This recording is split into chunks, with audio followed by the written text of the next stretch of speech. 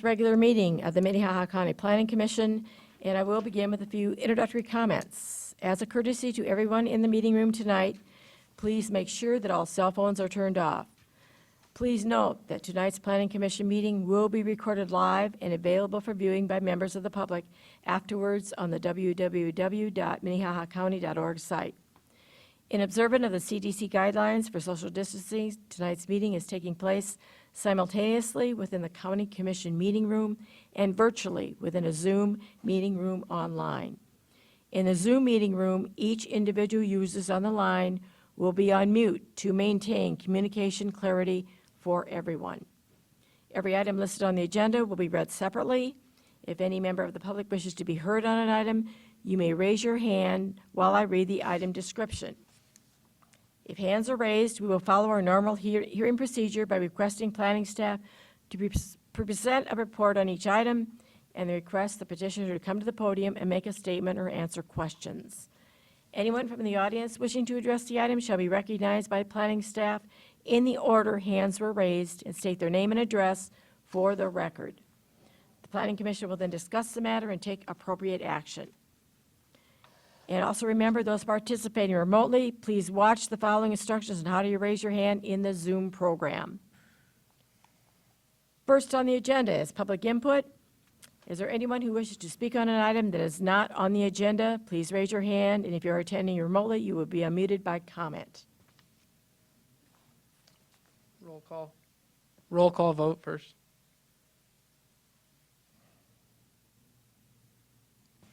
Oh, I'm sorry. I need a roll call for the attendance. Jeff Barth? Aye. Adam Morehauser? Present. Doug Odie? Mike Ralston? Present. Becky Randall?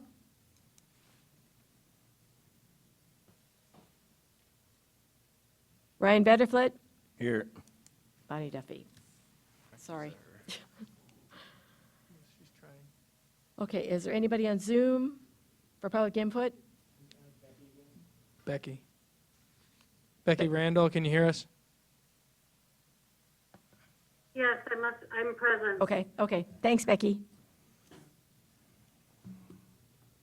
Anybody on mute for public input at all? David? No hands are raised. Okay. Anyone in the room? Okay, we'll move on. The first item on the agenda is the approval of the minutes from the August 24th Planning Commission meeting. Is there any comments or changes to the minutes?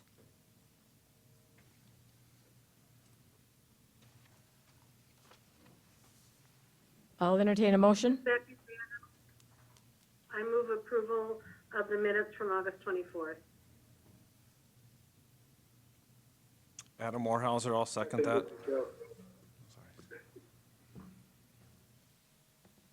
Any other further comment? Any questions? Roll call vote. Jeff Barth? Aye. Adam Morehauser? Aye. Mike Ralston? Aye. Becky Randall? Aye. Ryan Vanderflit? Aye. Bonnie Duffy, aye. The minutes have been approved. Okay, items number 2 and 4 are conditional use permits, and item number 3 is a rezoning application. Any final action taking on the conditional use permits tonight will take effect 5 working days following this meeting unless a written appeal of the Planning Commission's decision is filed in the Planning Office by Monday, October 5th at 5 p.m.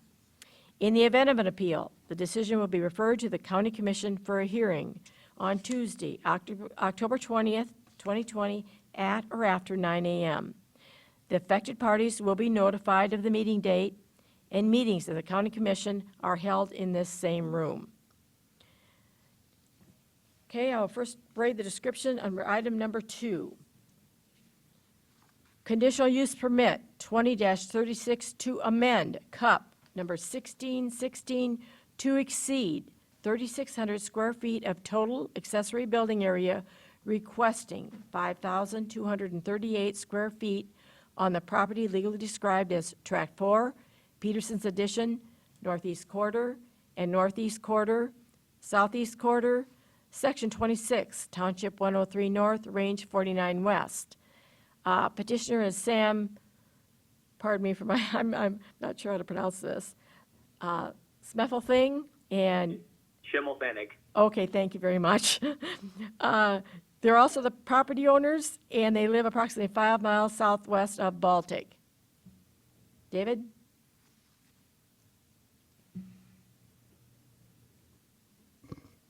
Good evening, Planning Commission. David Heinold, County Planning Department. Conditional use permit 20-36 is to amend an additional or an older conditional use permit 16-16 to allow 5,238 square feet. The petitioner is requesting to construct an additional 12-foot by 63-foot lean-to on what would be the other side of an existing accessory building shown on the, as you can see in the picture here. Petitioner is requesting to add a lean-to closer, or on the road side of the building. As you can see, it'd be roughly similar to that size there, if not the same size. That's the pictures that I have. There are several buildings in the area in accordance with what the petitioner is requesting. Staff is recommending approval of this request to allow the requested size. If you have any questions, I'll be glad to answer them.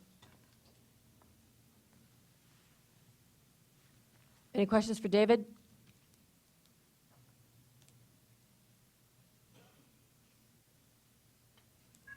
It's not at this time.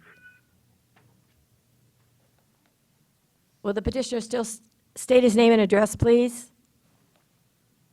Yep, this is Sam Schimmelpfennig. Our address is 25465 477th Avenue, Garrettson, South Dakota 57030.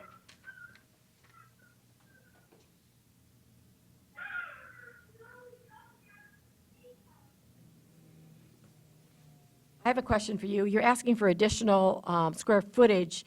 Is that actually for horses? Is that what your intent is? It'd be more for general storage. We have a different building for horses, but it's all the various equipment that goes along with it that we'd like to keep out of the elements.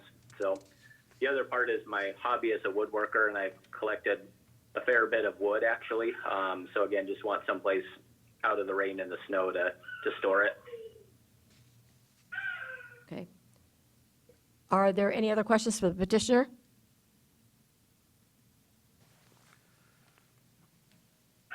Anybody on Zoom, David? No hands are raised. Thank you. Okay. Commissioners? I'll make a motion to approve item number 2, conditional use permit 20-36. This is Adam Morehauser. Mike Ralston will second. Okay, a motion is made and seconded to approve conditional use permit 20-36. Any further discussion? Roll call vote. Jeff Barth? Aye. Adam Morehauser? Aye. Mike Ralston? Becky Randall? Aye. Ryan Vanderflut? Aye. Bonnie Duffy, aye. Conditional use permit 20-36 has been approved.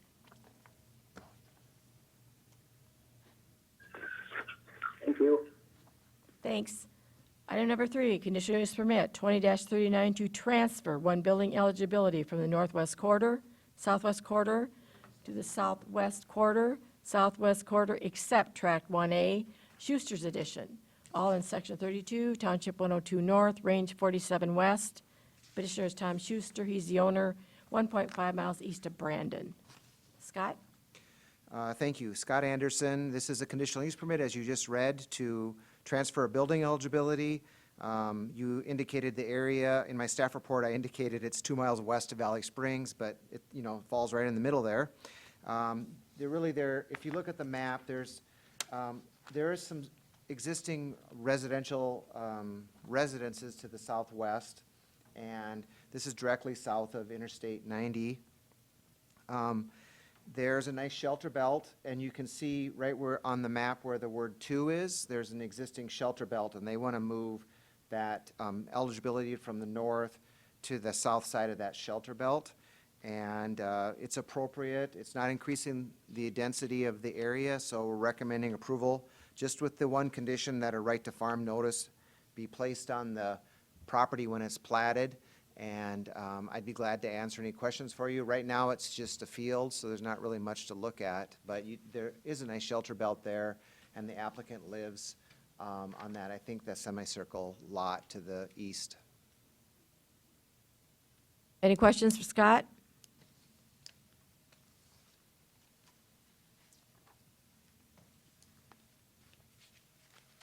Is the petitioner here? Yes. Will you please come forward and state your name and address, sir?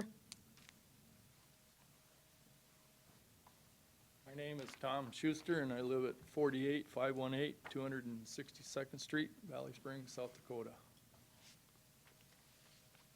15 years ago, I had the idea of planting some trees, shelter belt along the road there to protect anybody in the future of maybe a building site there. So I put some to the north and some to the east. I live right to the east there in that horseshoe grove.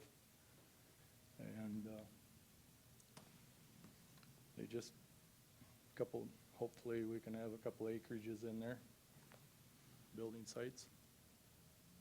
So, Madam Chair, can I ask? Adam? Say, were you gonna, the eligibilities are gonna be right next to you then, basically? Yes. Is that, they're gonna be, just to the west. just to the of me. west of you, to Yeah. the corner there? then? Yep, Okay. in the corner, and we'd put the trees in there in anticipation of eventually having something there. Okay. Any other questions for the petitioner? Thank you.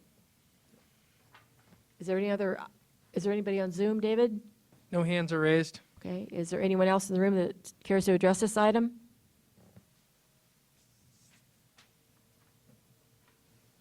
Commissioners?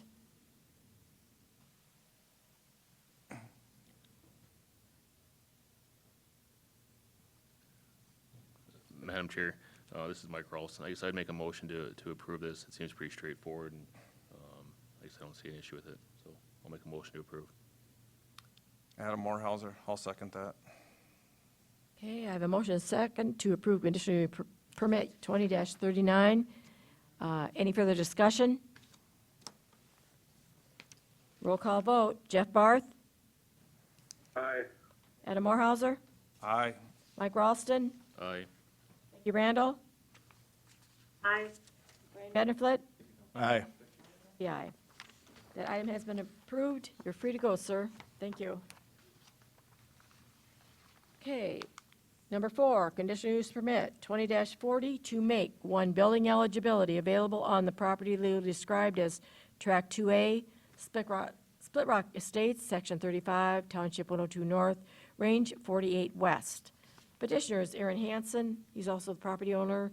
It's about a quarter-mile east of Brandon. Scott? That's correct.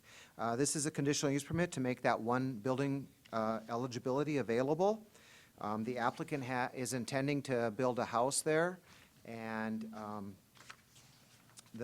when this property was created and platted, it was not assigned a building eligibility, but was indicated at such time it would be assigned one. Now they are coming in to have the eligibility assigned. As you can see, there are a lot of very nice houses in this subdivision. It's basically everything on the west of Chestnut is, I would say, rolling hills as it drops down into Split Rock Creek, and it's not really agricultural land, very good agricultural land. The area as you move on the west side of Chestnut, that is agricultural land. So it's sort of a mix, that area is sort of a mix of ag and large estates, I would say. And with that being said, we're recommending approval. We don't see any issues with having a house constructed on this property. And I have pictures if you want to look at it. It's a nice sort of flat lot close to the road, and then it drops down. And the applicant has submitted a site plan showing generally the house and where it'll be located. And we're recommending approval with one condition. Let me look here. Better look. Yes, they need to file a right to farm notice because even though it's in what I would call an estate area, they still may be subject to other agricultural uses in the area. So we're recommending approval with one condition. I'd be glad to answer any questions you have. I got one. Adam? Can you go back to the previous slide there? I was just wondering, are they all developed, or are they all planning on building houses on all those? Where he's they're- at there, or? So there's two very massive houses to the west. Yeah, I can One see sort that, of yeah, to the down there. south Yep. and west. Yep. And then as you move further to the east, there are some existing homes to the east, right along Chestnut. But one in between them existing homes, that kind of L-shaped one there, upside down L there, is that developed, or is that? It's not developed at Is this it, time. can it be developed later on Will then? be- It will it will be They all will developed. be developed in there then, eventually? Okay. And further to the north, those take access off of Redwood Boulevard, and they are developed. There are houses to the north there. I guess the only other question was that Chestnut Trail, did it say it was only like 10 foot wide? Is that gonna be an issue or not? They need to have a wider Well, I wider noted, road or anything like they that to don't, get to it? it's paved. It is already paved. Okay. So it's like a private access easement just for those lots. Okay, So it's all not, right. it's not maintained by the township. It's not, okay. They maintain it narrow. themselves then? They maintain it Okay, all right themselves. then. That's what I was wondering. It is really narrow, though. Okay. Good question. Any other questions for Scott? This is Becky, and I just wanted to let you know that for those of us who are on the Zoom call, the slides are not current with what's being discussed. And I can follow along in my packet. I'm not sure if the other participants are able to see what we're looking at. I have to agree with Becky. We're still looking at the daycare on Lisa Lane. I think that we're was gonna from the take care of joint it now. meeting. That looks better.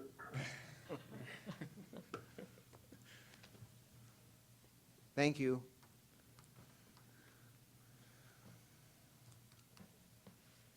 Any other questions for Scott? Is the petitioner here? I don't- Yes, good evening. You're on Zoom? Yep. Okay.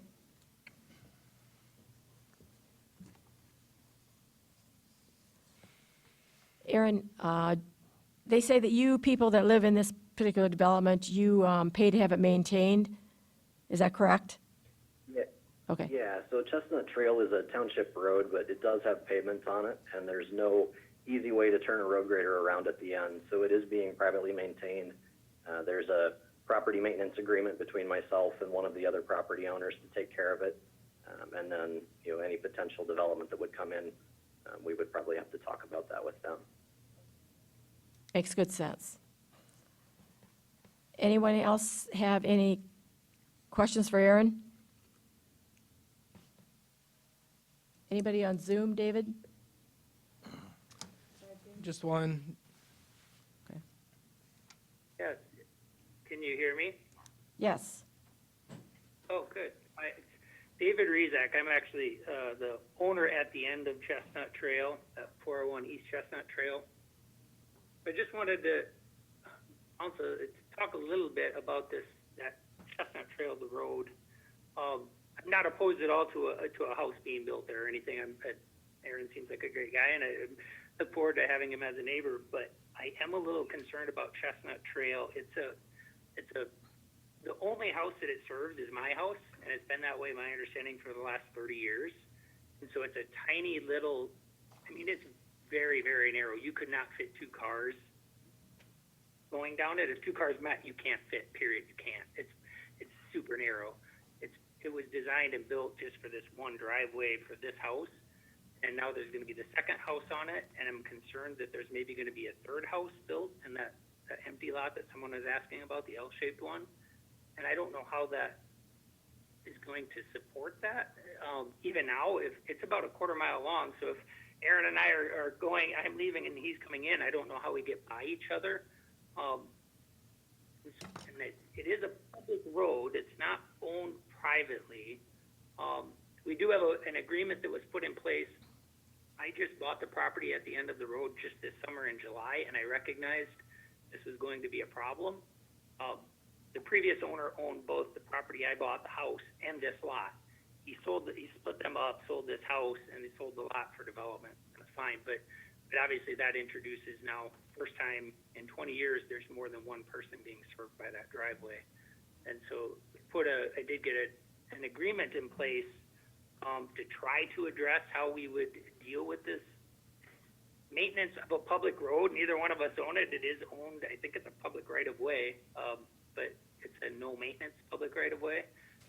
So I guess that's a long explanation for my ultimate question, which is just wondering if the county or township or anyone has any plans or thoughts on widening that road or changing that road or doing anything with it, or if it's just, or if we just have to sort that out between us. Honestly, it never even occurred to me until recently. I don't know how we pass by each other on the road. If he's driving down the driveway and I'm driving the other way and we meet an eighth of a mile into this driveway, I don't know what we do besides drive through the grass. And if it's muddy or wet, that's a problem. So I don't know, did the county or township or anyone have any thoughts on that? Scott, can you address that? Yes, I can. I can make some comments and some observations, and then I'll toss it back to the Planning Commission for your consideration. So if you look at the, let's see if I can bring up the, no. So if you look in your packet, there is a plat. It says the plat of Split Rock Estates. So tonight's action is on track 2A. And David Resac lives on 2B. So the only legal access that is provided to 2A is on this small road, and I have a picture of it here for you. So on the screen, you can see the road, and it is narrow, but it does have some shoulders to it, so you could feasibly get around someone, provided it's not in the middle of winter and you have 6-foot drifts on each side of that road. So I would encourage the two property owners that use this road to, continue to work together to maintain the road. It is not on the county highway system, so it's not maintained by the county. The other option that they have is they can go to the township and see if they reworked the road and paid to bring it up to the township standard, if the township would take over maintenance of that road. That's an option for them as well. The other lot, which is 1B, and I will point that out. Oops. So the L-shaped lot could take access off of Chestnut Boulevard. So it is available to, when they go to develop that, they could take access, or they could be required to take access off of Chestnut if they can't come to an agreement on allowing them to have access off the Chestnut Trail. So there's some options. Sir, did he answer some of your questions? Yeah, and that's good to know that maybe that third lot, maybe as a condition to letting them build, they would have to go out to the boulevard, so we don't have 3 people using that. And I think you answered my question. The county and township don't have any plans, so Aaron and we'll just have to get it worked out. Yeah, and I would think that before the township would want to take it over, there would have to be significant improvements made to that road, which would maybe, impair or would maybe hinder your enjoyment of your property, because you'd have to have a massive cul-de-sac at the end of the road, so emergency vehicles could turn around, and you'd have to widen that road out and have ditches and shoulders, and it would be, it might take away from the character of your beautiful neighborhood. So Be careful what you wish for, huh? Sort of. And it's expensive. It's expensive. Yeah, David and I have had some conversation around, maybe adding a segment in the middle that's a little wider so we can pass or something in the winter. So something that we'll have to figure out, I guess. But I do know as well that those two other properties, the L-shaped one and the one north on the corner, are for sale or actually are sale pending. So I would expect developments on those to be coming down the line here as well. Okay, thank you. Thank you. Anyone else care to comment on this item?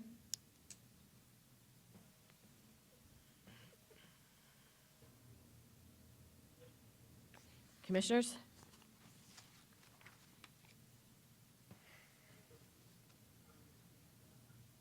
Madam Chair, if I may. Sure, Mike. I guess I understand David's concern with the width of that road, but also understand that it's encouraging that him and Aaron have started a conversation regarding maintenance and how to maybe address that while still utilizing what's in place. Understanding too, the use is probably appropriate at this point, and I think that's probably what we're, in charge with here to make a decision tonight is if that land use is appropriate for a home, and I think that it is. So with that said, I'd make a motion to approve.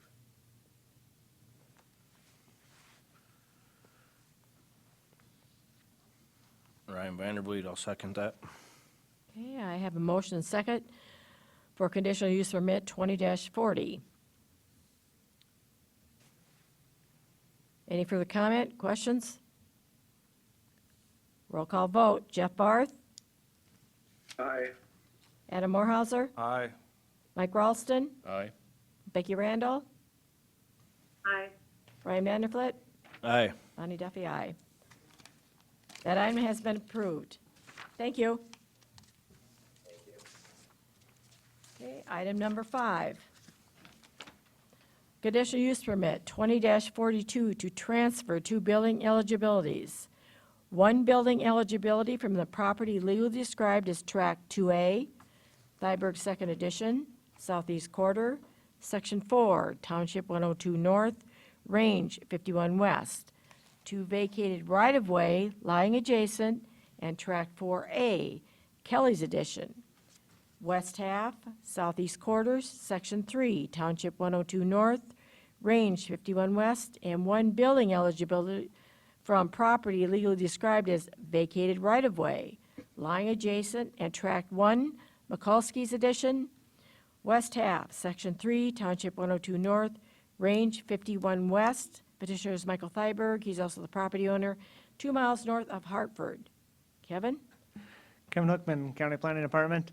The map explains a whole lot easier than the legal description. As you can see that there's a lot of lots in the area and it's subdivided well. The petitioner is requesting to transfer 2 building eligibilities from 2 lots, large lots that are farmed, to 2 smaller lots which have a combination of farm or cropland and ranch land. The area is well developed already. There's a number of houses there.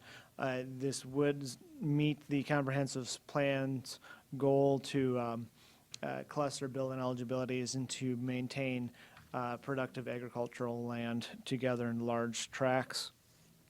Staff is recommending approval of this conditional use permit with the requirement that a right to farm notice covenant be placed in the deed prior to the issuance of the building permit for all single-family dwellings. And I am here for any questions. I have one. Okay. You're just transferring from one to another, right? In both instances, isn't that from what it was to what it will now be? Kind of.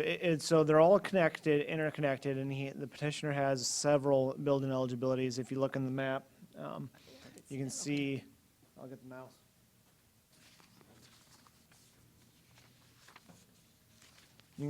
You can see right here, there's this tract here and this tract here. And then they're connected to this tract here and this tract here, and that's why the legal description is so long. But they're all interconnected here through the kind of the river lots here. Are those, oh, sorry, Marcia. Go ahead. The ones along the Skunk Creek there, are those already transferred out of there then, or down in that floodplain there? These ones down Yeah, here? well, yeah, I'm trying to think how that is down through there now. I'm not sure if, I can't recall if they were transferred or not. Okay. I would have to presume so, either that or they're platted prior to the density zoning, because there's 1, 2, 3, 4, 5, 6, 7, 8, 9, 10, 11, 12. There's gotta be a dozen houses There's there or quite a few more. right in that area there. Yeah. Yep. Okay, any other further questions for Kevin? Anybody on Zoom? No hands are raised. Here, will you please come forward and state your name and address? Michael Thyberg, 256, let's see, now I can't think of my address here. 46277, 256th Street, Hartford. Now on the land down around there. Part of it, there's no one where I have the land down there, rural water's not accessed around there, so it's not a very desirable part on my land where I could purchase this other land, and there's rural waters there for people that want to build a house and stuff like that, and the utilities are there. And some of my eligibilities are kind of down in the floodplain, where if I take them up to the other part, I'm taking away some of my best farm ground.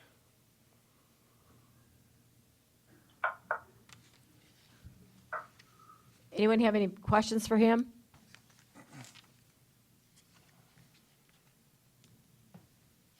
Anybody on Zoom, David? No hands are raised. Anyone in the room have any further comments? Thank you. Okay.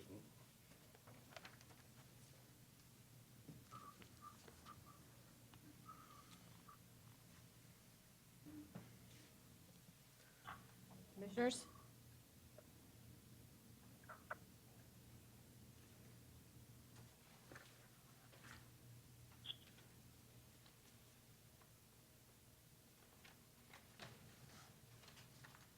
I'll entertain a motion.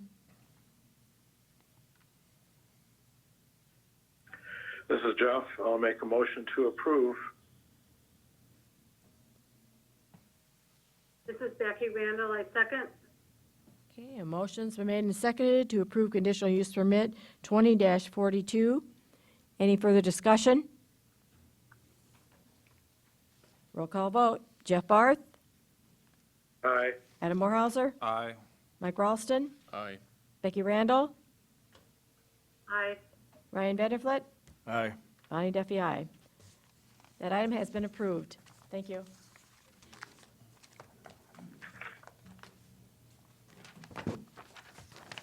Item number 6, conditional use permit 20-38 to allow rock extraction on the property legally described as the southwest quarter, except lots H-1, H-2, and H-3 contained therein, and except railroad right-of-way contained therein. Section 14, Township 102 North, Range 48 West, and part of the northwest quarter lying north of and adjacent to Tract 2 of Jones Addition, contained therein and lying northwesterly of and adjacent to Lot 1 of Kuhl's Addition, contained therein except Lot H1, contained therein and except railroad right-of-way contained therein, and except the southeastern 33 feet thereof living adjacent to said Lot 1 used for the township road. Section 23, Township 102 North, Range 48 West. The petitioner is Sweetman Construction. They're also the property owner. It's located 1.5 miles north of Brandon. David? Good evening, David Heinold, County Planning Department. Conditional use permit 20-38 is to allow rock extraction. This property is located just along South Dakota State Highway 11. Just to the east of that, there's an existing railroad there. You can see the property kind of encompasses the area around the railroad. And just north of the Township Road, 259th Street. As you can see, the property is outlined in red on the screen attached. The petitioner is requesting approval to allow rock extraction on about 32 acres in size. This is the site plan that shows the proposed rock extraction quarry. You can kind of see it's kind of like a hashed out area, which is proposed to be kind of like a berm area on the south and west sides of the quarry. You can also see up to the top right of the site plan shows the elevation profile for the quarry. As you can see, that drops down quite significant, shows the feet on the side there. I think it's about 80 feet. You can see the area in green on the right of the screen. That's proposed to be like an initial like stockpile area for the operation. Then the quarry is to the left in like the kind of sand color. There is an existing tree line on the east side of the property. As you can see, is kind of outlined in like a light blue color, which runs from the township road all the way north towards there's a stream to the north of the proposed quarry site. The estimated timeline for production of this, for the applicant listed in the narrative, is about 10 years. The narrative states that the soil overlaying the quartzite rock will be used to create the berms that I mentioned.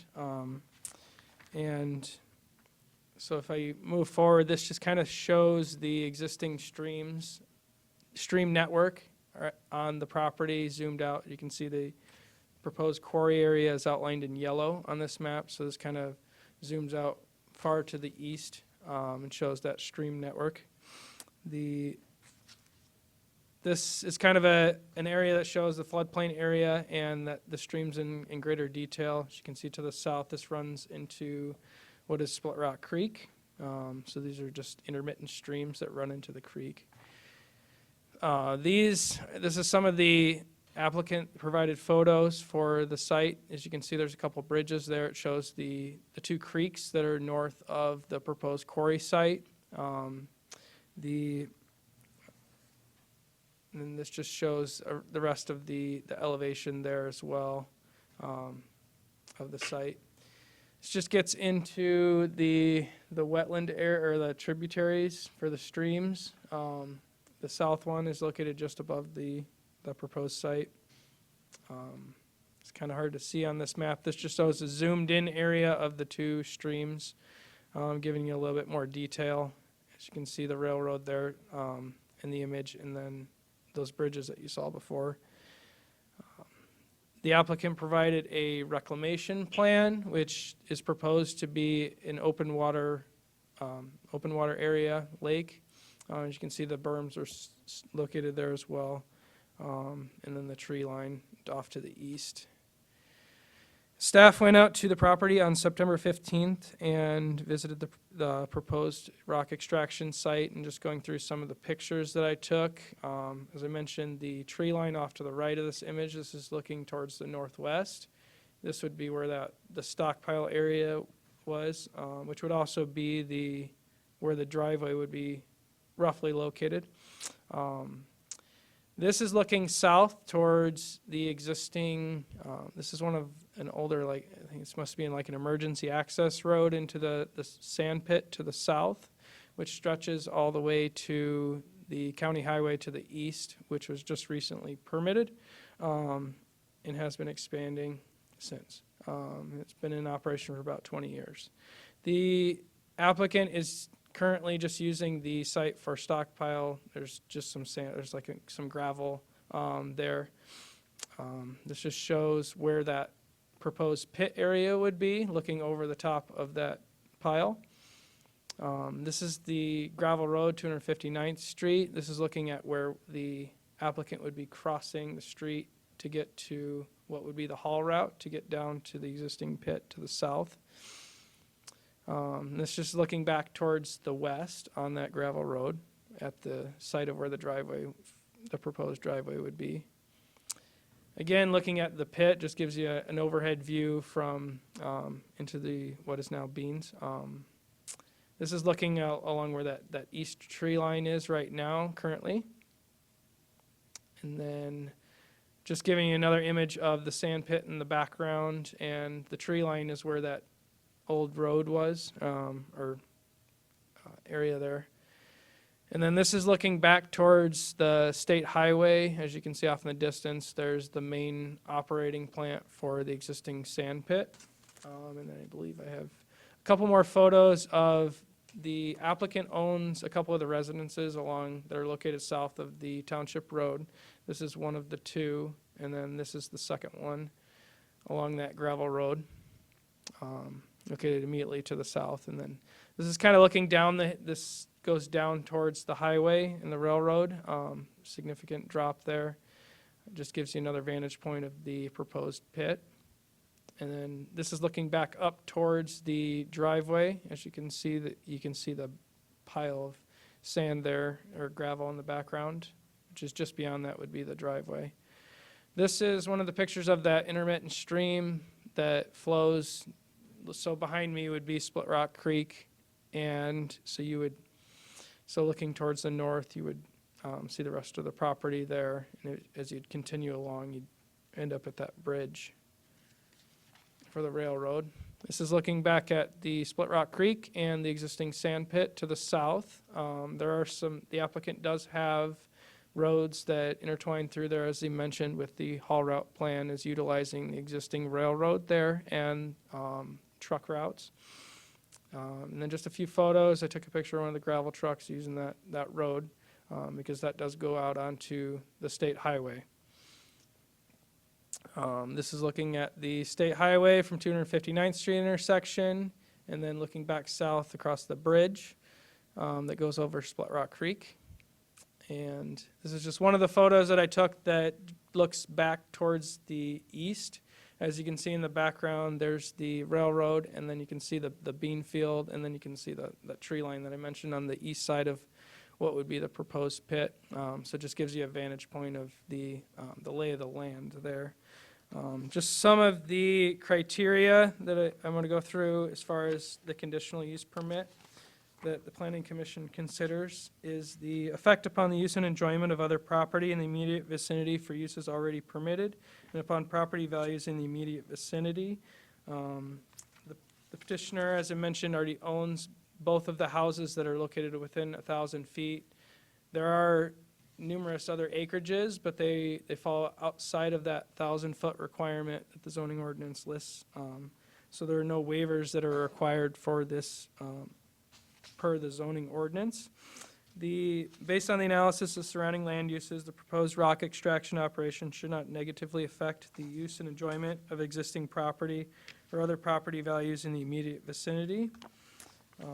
Number two, the effect upon the normal and orderly development, improvement of surrounding vacant property for uses predominant in the area.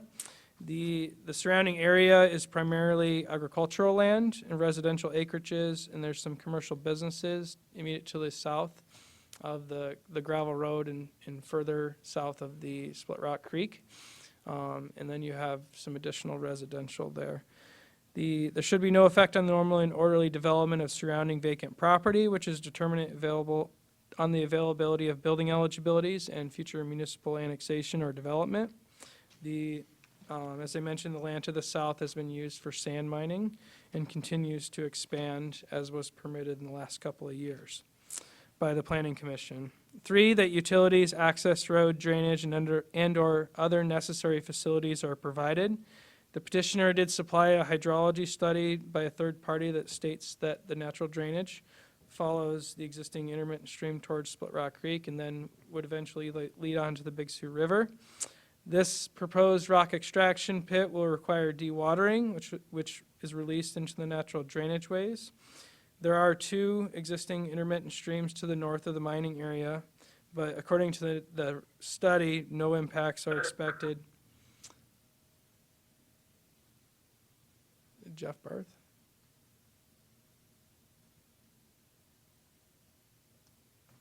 Jeff? Jeff, is that you? No, it is not. Okay. Okay. Go ahead, David. But no impacts are expected if dewater pumping is maintained below 900 gallons per minute so as to maintain two-year flood discharge below the existing conditions. The section of 259th Street will only be used for emergency access to the proposed mining area, The rock extracted from the pit will only be transported across 259th Street through the existing sand and gravel pit to the south. The material will then be transferred to the existing rail and truck transportation networks. 4, that the off-street parking and loading requirements are met. The applicant has not provided any details regarding the parking or loading, but within the general area, the 32 acres, they should be able to accommodate the amount of trucks and equipment on site for the proposed rock extraction. 5, that measures are taken to control offensive odor, fumes, dust, noise, vibration, and lighting, inclusive of lighted signs, so that none of these will constitute a nuisance. The applicant is incorporating buffer zones along the west and the south sides of the pit area, which would be about a 10-foot tall berm, which is about 7 feet wide, running the length of the street on the south and west sides. And then you have the existing shelter belt. These should help reduce dust, noise, visual impacts from surrounding property owners and just general passersby. At a minimum, the petitioner should assist with maintenance operations of the township road to ensure safety measures are being met for all road users, with the crossing of 259th Street into the existing sand pit to the south. The use of rail and transportation for majority of the haul route will lessen impacts on the roads, as well as reduce air emissions and related carbon footprint impacts. In addition, there will be material transported trucks via the South Dakota State Highway 11. And number 6, health, safety, and general welfare of the public in the comprehensive plan.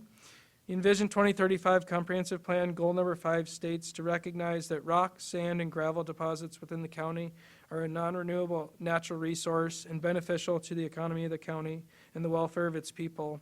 There should be no significant negative harm to the health, safety, and general welfare of the public in the comprehensive plan with the proposed rock extraction site. So Staff finds that the conditional use permit request for a rock extraction site is an appropriate land use for the surrounding area and conforms to the goals and policies of the Envision 2035 comprehensive plan. So staff recommends approval of conditional use permit 20-38 with, for the rock extraction operation with 22 conditions. If you have any questions, I'll be glad to answer them. Any questions for David?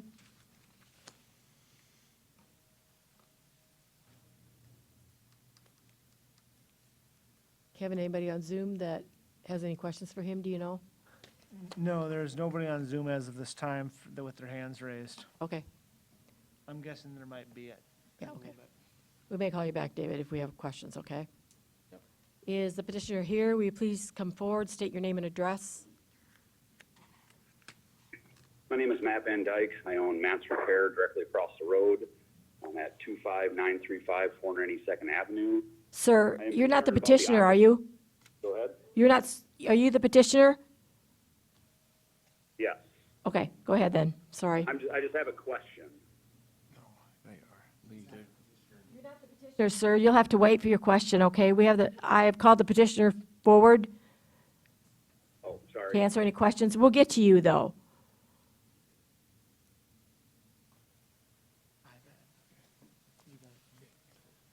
Good evening, Madam Chair. My name is Ron Klinker. I'm Knife River's Regional Environmental and Land Development Manager. And there's a contingent of employees here from Concrete Materials to support and answer any questions you might have. I think Mr. Heinold did a great job explaining what we desire to do. We'd like to get at this resource in this location and do so in the most environmentally friendly and least invasive to our neighbors manner as possible. So I guess I really don't have a whole lot to add to what's been said already. I'm happy to answer all questions that are asked of us. Commissioners, you have any questions for them at this time? We may ask you to come back to answer some questions, okay? Ma'am. No problem. Thank you. Okay, with all the people I see here in the room, are there any proponents? That means that, is there anybody here that supports this? Okay, then we'll start with the other side. One at a time. You'll have to state your name and address. And make your comments brief. Madam Chair, did you want to see if there were any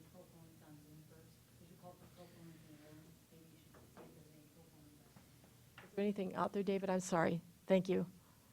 No hands are raised. Okay. Okay, if you want to come forward one at a time, state your name and address, make your comments short. I'm just concerned about water. Can you state your name and address, sir? Todd Massman, 248, 189, 259th Street, Brandon, just across the highway. My well is 504 feet deep in rock, and the other day when we were in Brandon, it sounds like they would take care of that if we lose our water. And I was just wanting to know if that was really gonna happen or not. Otherwise, I guess I don't care about the other part of it. It's just that I don't want to one day wake up and not have any water and cost me $50,000 to get water. Okay. We'll reserve all your questions so that you can answer them at the end, sir, the petitioner, okay? Will the next person like to come forward and state who they are and where you live, please? My name is Beth Warden. I live at 26003 482nd Avenue in Corson. The questions that I have, and I did send in some video and pictures of a waterfall that's on the existing property that's adjacent to the railroad tracks and also adjacent to the land for the quarry. The history of the falls is known as Pretty Place. And I wanted Knife River and also Sweetman Construction to be aware that they are now the owners of historical land in Corson. And just briefly, in some historical records from 1988, it was written back in 1950 there was a Red Rock Spring in the area of the Phil Thorson farm, north of Corson, where the Corson children would walk to and have a picnic or just a visit and enjoy the prettiness of that area called Pretty Place. And so if the pictures could be shown that I sent in the video, you will see this Pretty Place area, the book excerpt that I just notated. Also, the Rovang family had chuck wagon rides there through the years. They ended at those falls. The adjacent property owners talked about century churches having socials and picnics at that location. And the Johnson family of Corson recently had a wedding on this site. So Knife River now owns part of Corson's history. My concern is what will happen to the wetlands in that area that will feed the Pretty Place Falls, and also what will happen to the stream. I do have a couple of other questions as well. Do I ask those now, or do I wait for answers, or what is the protocol Why here? don't you ask them now, and then at the end, he can hopefully answer them, or you can come forward again, okay? Okay. There was an information meeting that they held for the community, and after getting over the glitch of people being aware of the meeting, I really did appreciate it. And honestly, I do think that we can be good neighbors as we just get some things confirmed that were discussed at that information meeting. My understanding is that the number of rail cars and trucks, of course, will depend on the amount of demand for the products from that quarry. At that information meeting, they were estimating about 20 of their own company trucks to be going back and forth from the quarry, and that does not include the companies or customers. So I'm just looking for confirmation of about those 20 trucks and what time period the 20 trucks. Is it per day? Also, the number of trains that would be going back and forth from that area. In that information meeting, it was stated that there would still be just 2 trains, one in, one out each day, and it would be just a longer train from the sand use that's already taking place there from the sand extraction. So I'm looking for that confirmation. Also, having seen bald eagles within a half a mile of the proposed site, and also current owl and hawk nests on that property, and having the National Bald Eagle Management Guidelines, I am curious to know how they'll be able to detect any bald eagles, any nests in that area, what they'll be doing to follow the guidelines from the U.S. Fish and Wildlife Service to ensure that the bald eagle population would be protected, that they'd be following those guidelines regarding the line of sight for the eagles with the nest, and also the blasting, that my understanding, they're not able to blast within a half mile of an eagle's nest. So I'm looking for that answer as well. And I just have a couple more here too. The residents of Corson have a Facebook site, and I posed the question last week, does anybody know about this quarry meeting? And I received an overwhelming response from people in the Corson area that they didn't even know this information for the Corson area was going to happen. So we did overcome that, but the question is, can the people of Corson in that area be notified that there is going to be an impending blast, and how will we be notified, and can we opt in to be notified outside of the larger circumference that they used to notify of that information meeting? And the dewatering situation on page 25, at the information meeting, they said that there is a potential in the future that they would be pumping out water, which would then go to the wetlands, which would feed the Falls of Pretty Place. That information is not detailed on page 25 about the dewatering, and I want to have further clarification on that. So my main concerns are protecting the historical significance of the area, potential property values, and also the protection of any wildlife that would be mandated by the government.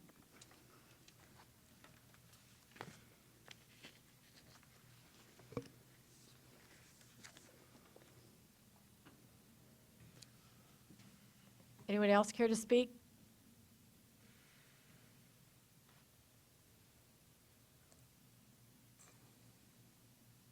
David, anybody on Zoom that you see?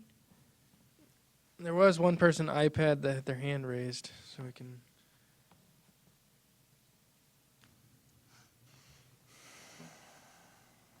Is there someone on Zoom that would care to speak to this item? Yes, my name is Matt Van Dyke. Address is 25935 482nd Avenue. I have the same concerns that Todd Massman had about the integrity of my well if the aquifer were to be damaged from this blasting, and I just want to know who would be responsible for getting rural water to my business after that. We got a quote a few years ago to bring in rural water to my business, and it was estimated the cost to be somewhere $30,000 or more. I will have them address that, sir. Anyone else care to speak to this item?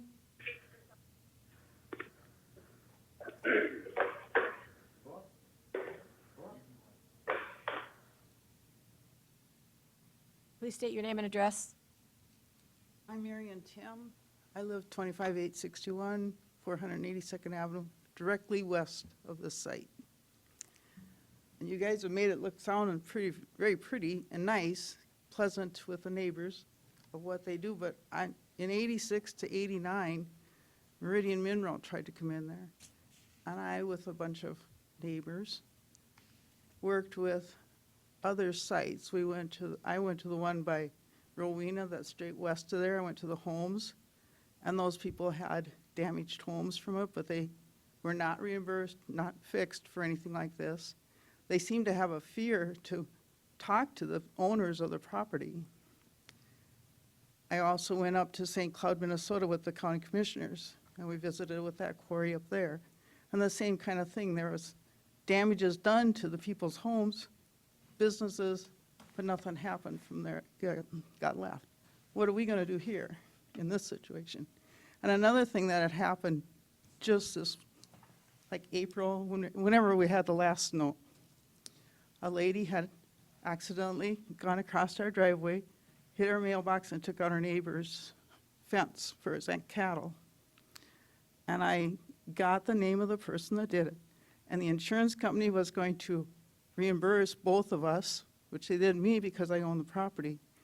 But they could not make contact with the owner of that land over there at the time. The farmer rents it. He could not get it reimbursed because it was owned by someone else that wouldn't answer the phone or didn't call back to the insurance company is what happened. So this is not my, I'm not very good about talking on that. But anyway, if we do have problems with our well's 110 feet deep. They said their quarry in Sioux Falls at Sweetman's is 250 feet. There's a good chance that our aquifer could get damaged in this. We know that we sit on the rock where the trains go across over there. We can feel it in our house. So how are we going to make contact with someone that doesn't respond to the insurance company when they needed to contact them and give some money to reimbursement for that damage of that property that was next door? These are items I'd really be interested in finding out. And also, in those years that Meridian Mineral wanted to do the rock quarry, everything was going in their favor until the very end. They got the EPA in there, and the air quality was not meant for the people to live around it. And they don't say that we're close. We're not close enough, obviously, but we are. We're just across the road from them. So I don't understand how it could not be good then and it is okay now. That's items that need to be taken care of. Thank you. Anyone else care to speak to this item? Anybody else on Zoom, David, that you see? No hands are raised. Okay. Petitioner, you want to come forward? Can you answer some of those questions, please? One of you or all of you or whatever? It may take a contingent of us, Okay. Madam Chair. I guess the first issue I'll deal with are the wells. We've had discussion with the DENR Water Rights Commission, the Water Rights Office, and we would be required to get a permit for any dewatering that we would have to do. And so part of that would be their determination, possibly with additional studies, that impacts won't happen. Now, there is some language in state statute and state law about whoever would create that damage would have to take care of it.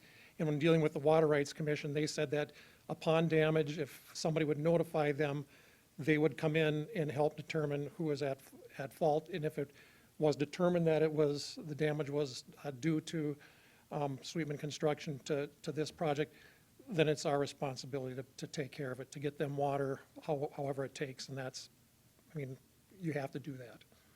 We understand that. That's not just us saying that. I believe that's a state law that requires that. So again, that would be taken care of with a permitting process. And as far as damage from, let's see, can I go into damage from blasts? Blasting is I don't know if I'd call it an exact science, but it is a science. You just don't drill a bunch of holes and throw in dynamite and blow things up. There's actual mathematical equations that take into account the closest what they call residence of concern, which would be the closest house to where we're going to be blasting. And with that, they calculate how much explosive can be exploded per 8 millisecond time frame. Because like I say, you just don't throw in a bunch of explosives and make it go boom. It's all timed out in 8 milliseconds. And this is all data and science that's about 100 years old. The Bureau of Mines, which is now OSMRE, the Office of Surface Mining, Reclamation and Enforcement, they're the ones who nationally who regulate blasting like this. These are tried and true formulas that we have a professional blasting company that designs the blasts and carries out the blast for us in a safe manner. So each blast is covered with 2 seismographs. And what the seismographs do, we place them next to the 2 closest structures that you call the structures to be protected. And based on, as we start blasting, based on those results, you can adjust your blast sizes and timing and how you do the blast to ensure that what they call PPV, which is particle velocity, which is measured by the seismographs in 3 different planes, vertically, laterally, horizontally, to determine that it's below safe levels. And again, there's numerous documentation about these PPVs. So the blasting is very safe, and it's designed to be that way. Anybody else want to say something about blasting? I need to grab a drink of water. I think I will. My name is Doug Hoy. I live at 3604 South Harmony Drive here in Sioux Falls, and I've worked with Concrete Materials in Knife River over the years, for many years with the drilling and blasting in the quarries in Sioux Falls, as well as other companies in the county regarding their drilling and blasting concerns, complaints from residents nearby, be it whether it be right in the middle of a town or out in the rural area. And what I will say from Ron's explanation is the drilling and blasting and explosives portion of this project will be under very close scrutiny, and before even any blasting starts, there will be testing done with individual single holes to see what the characteristics of that wave is. And then Ron mentioned about the 8 millisecond period between explosives. That has been a standard for a long time now with the improved technology of there's actually electronic timings in each of these detonators down the hole. So it is very much a calculated out science, and then it is adjusted from there. But currently there's a lot of places within the county that quarries are within a third to a quarter mile very, very easily, and we do have good relations with the neighbors. And as far as the complaints, or if there's any damage done, the company will be very responsible in responding. And one of the key points of keeping people happy is to have open communication, so they know who to call if there are problems, and then somebody can visit with them right away or see what it is and try to correct those problems. We want to know what the problems are, because we don't want people being irritated, and we certainly don't want them to feel like they can't call and talk to the company. Now, I can't say what happened back in the 80s or with the Meridian project. We're all aware of that, what happened there. But there are, most of the quarries in this county are located near residents, very close to residences and major quarries. And so those conditions can be taken care of, and people, we definitely work with people to make sure that their concerns are heard. And if there's any damages or alleged damages, we want to know about it, and they will have phone numbers. And typically what's done for blasting time is there's certain times, maybe a certain quarry has a certain time of the day that it has to shoot, and all the people know about it. But all the quarries that I'm aware of in this county pretty much have a call list of people that they call and inform them, either call or text or email. It's whatever form of communication they prefer, and that's probably the best way to let people know when the blasting will take place. Now, they probably will likely feel somewhat of a tremor or a vibration. There's been a lot of work going in to minimize that, to figure out how many pounds per delay.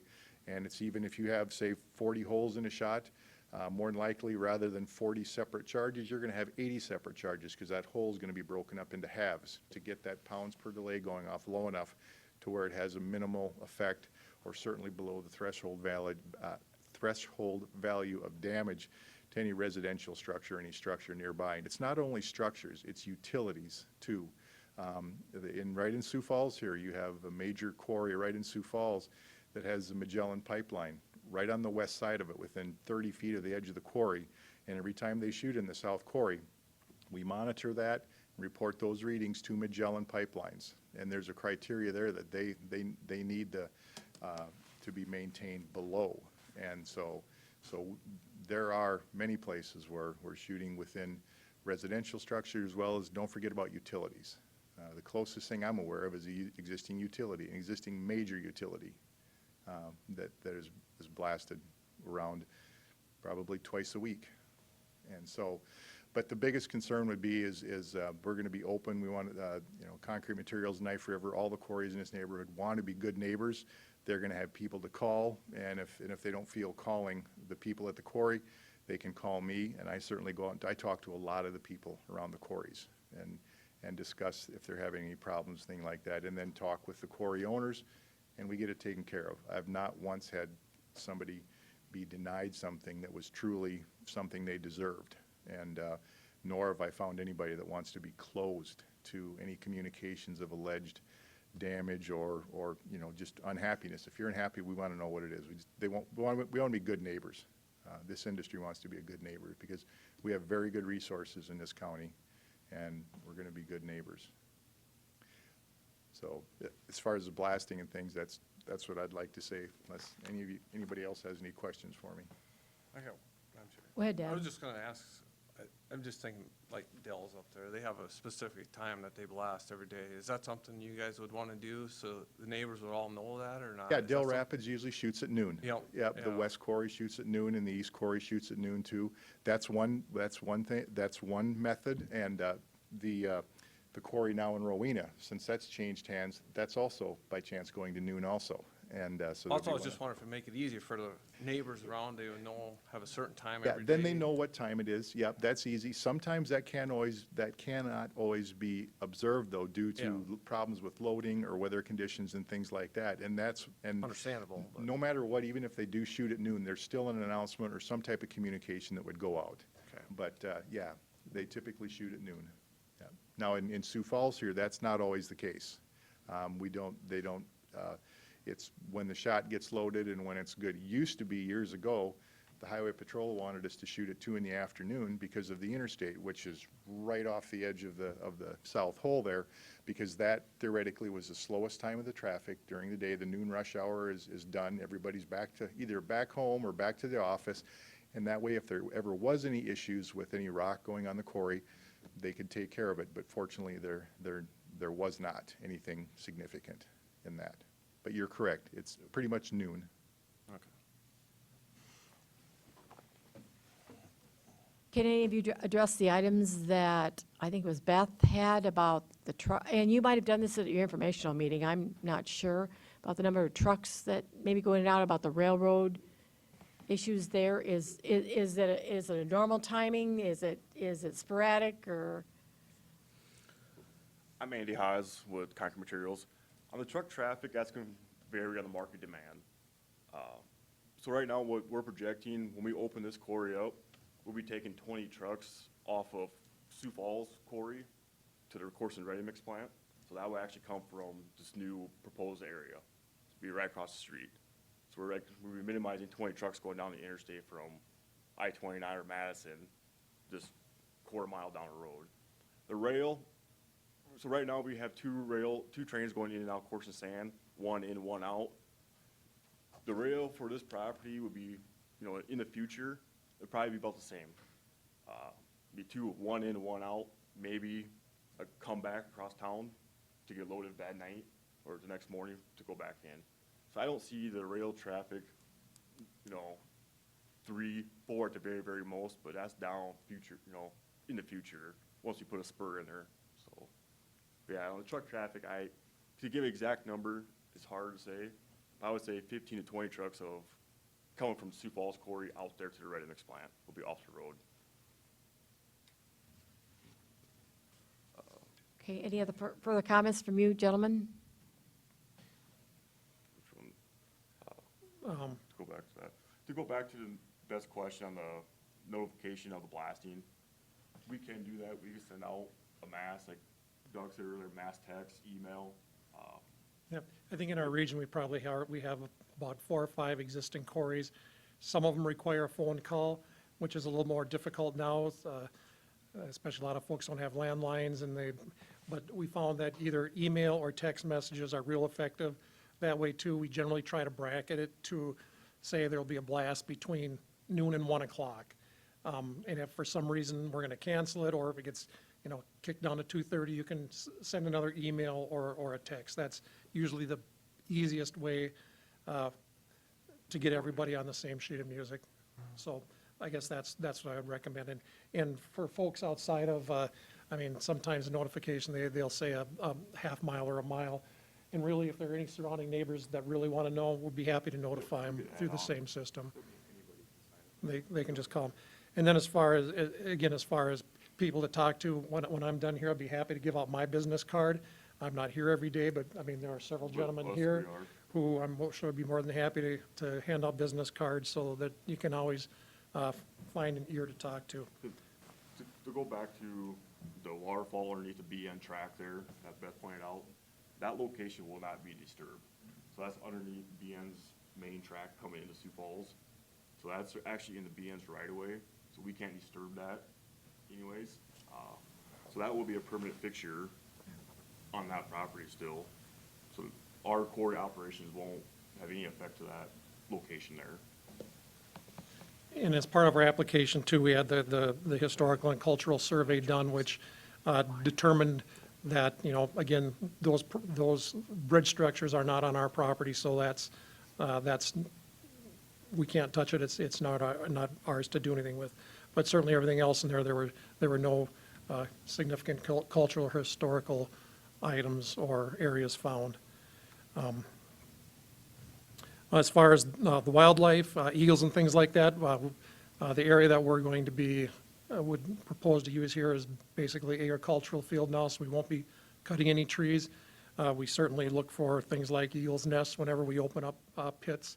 I'm not aware of any there now. And just to, you know, anecdotally, in several of our other quarries and actually gravel pits, they're actually a very good wildlife attractant.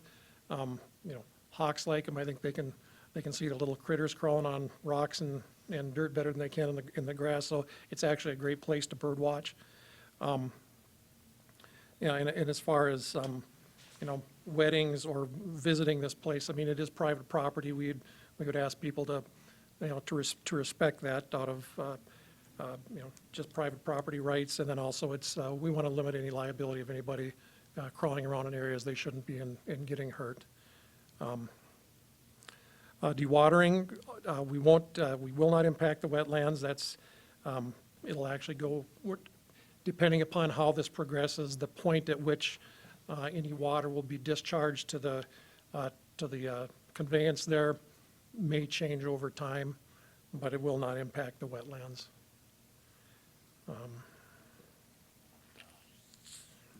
Anything else you can think of that we missed here, Madam Chair? Oh. Yep. And going back to Mrs. Tim's deal on that insurance claim, that was taken care of. Was it? Yeah, Okay. Candy got that handed to. Okay, okay. It went through Knife River, then concrete materials. And again, she mentioned, you know, the quarry in St. Cloud. We actually operate a quarry in the St. Cloud area, actually very successfully now for 15 years. I mean, a lot of the things that we've spoken about tonight, I mean, we've got a lot of quarry experience in this company and have, I think, very good relationships with our neighbors. So occasionally we do have people, you know, want us to come and look and see if something happened. And we certainly, as Doug said, we're more than happy to look. And but like I said, the blasting, the way blasting is done, it's a very safe method. So. I'd like to say a couple things about the water wells. Okay. There was a couple, Mr. Van Dyke and I believe Mr. Wassman mentioned about their water wells and their concern for their water wells.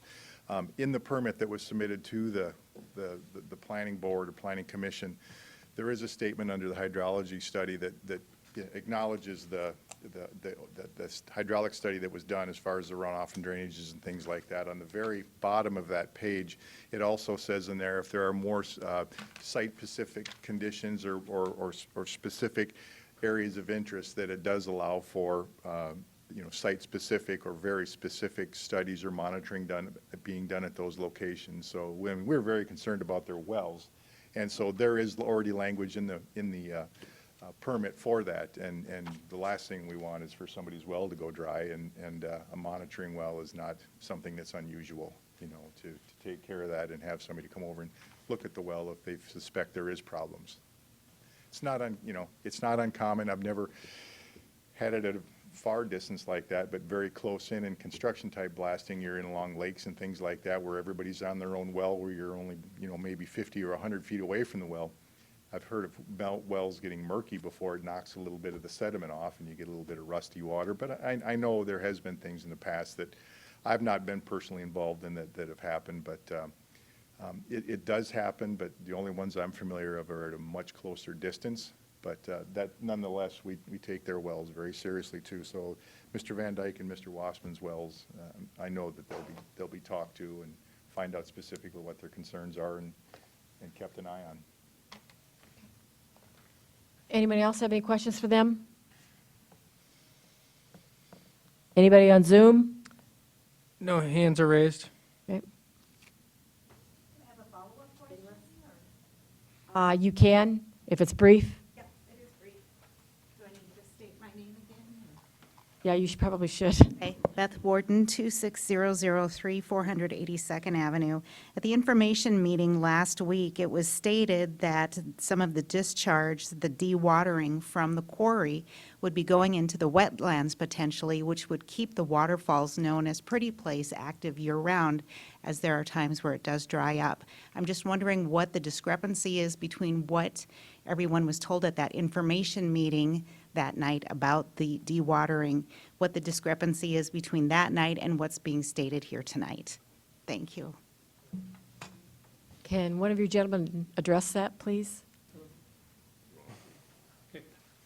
I guess I can speak to, I mean,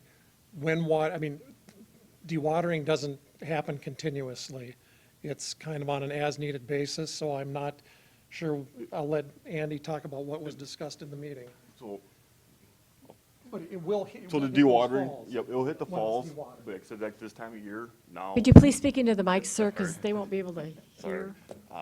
So, you know, when we do dewater, it's gonna go down to those falls. Like, you know, like this time of year, like we mentioned, they're nice dry. So it's gonna vary year to year on how much water's actually dewater from the quarry down to that discharge point. So like I said, the water discharge will vary on Mother Nature. Okay, anybody else have any questions? Want to address this?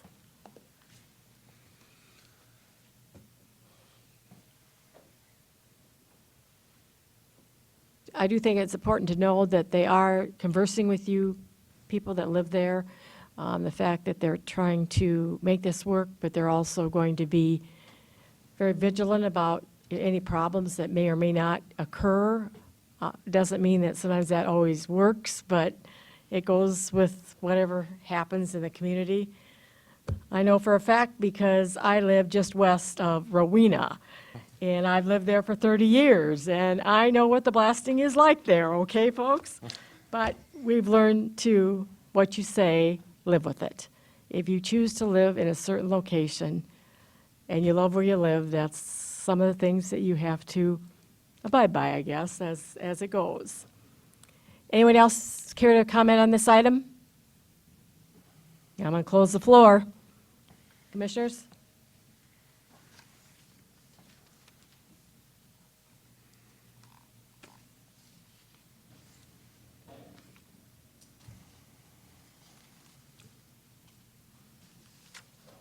Madam Chair? Jeff? Yeah, I just want to say that I've had some communication with Beth Warden outside of this meeting and also with Dan Kipley outside of this meeting. And I can say that it's not influencing my decision, but I wanted to let you know that I have had that some communication there. Okay, thank you.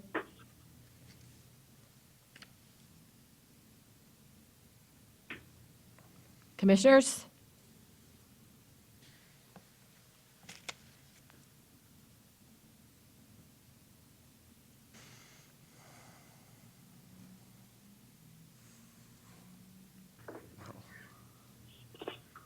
I guess, Madam Chair, I'll start, I guess. Okay.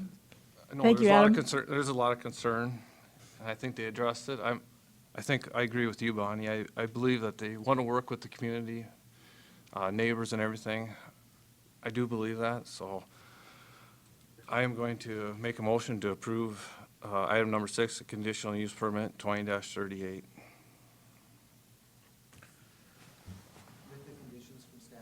Yes, with the conditions from staff. Sorry, Scott.